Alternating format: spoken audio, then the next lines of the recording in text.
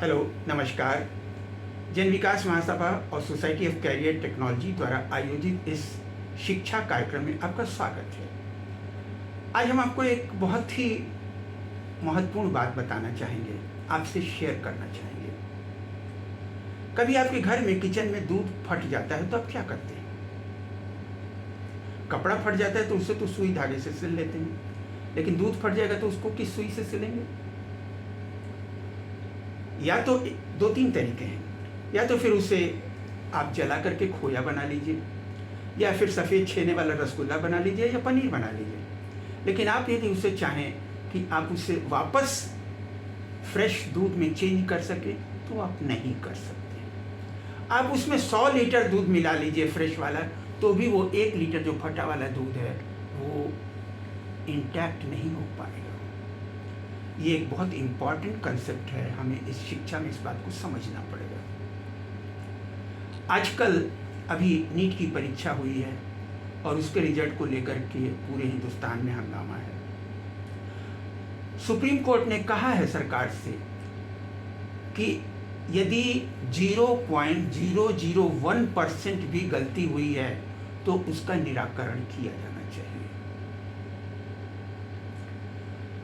Centralisation करने से कोई भी एग्जामिनेशन, उसमें गलतियां होने की संभावनाएं मल्टीप्लाई हो जाती हैं। और आज हिंदुस्तान में हर संडे के दिन आपके शहर में क्या होता है? कोई ना कोई प्रतियोगी परीक्षा होती है। हजारों लाखों की भीड़ बच्चों की इकट्ठी हो जाती है। ट्रेनें और बस बिल्कुल पैक्ड हो जाती हैं। सड़कों का ट्रांसपोर्ट बिगड़ जाता है। एग्जामिनिंग बॉडी तो सेंटर बस बनवा देती है, पेपर छपवा देती है, इन्विजिलेटर बुला लेती है, एग्जामिनेशन कंडक्ट करा लेती है, लेकिन ये नहीं सोचती है कि इतने सारे बच्चे जो उस शहर में इकट्ठे होंगे, उन्हें उतनी देर में दिन भर में क्या खाएंगे, क्या पानी पिएंगे, क्या नेचुरल कॉल के लिए जाएंगे, इसकी कोई व्यवस्था नहीं होती। मतलब ये है कि हमारी व्यवस्था ने बच्चों को, स्टूडेंट्स को लेमिंग्स और लिंक्स बना लिया है, भेड़ बकरी बना लिया है। यूरोप में खरगोश से थोड़ा सा छोटा 2 एनिमल पाए जाते हैं, एक तो लेमिंग्स और लिंक्स। हर 4 साल बाद उनकी पॉपुलेशन बहुत बढ़ जाती है, तो वो भीड़ से परेशान होकर के किसी एक तरफ चल पड़ते हैं, रुकते नहीं हैं।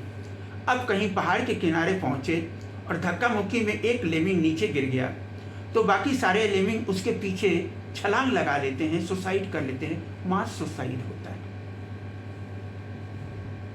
हमने अपने स्टूडेंट्स को क्या लेमिंग्स और लिंक्स बना रखा है? मैं आप सारे शिक्षाविदों से एक सवाल पूछना चाहता हूँ।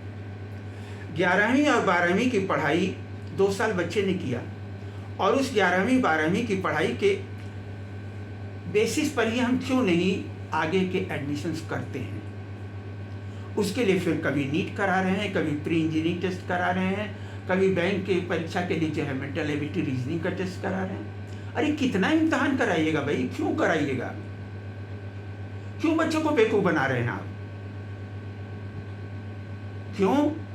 क्योंकि एक कंपटीशन कराने का मतलब होता है कि 25 से 50 करोड़ रुपए का टर्नओवर। जो बॉडी एग्जामिनेशन कराती है उससे 25 से 50 करोड़ का फायदा होता है, और बच्चा ठगा जाता है, बच्चे के पेरेंट्स ठगे जाते हैं।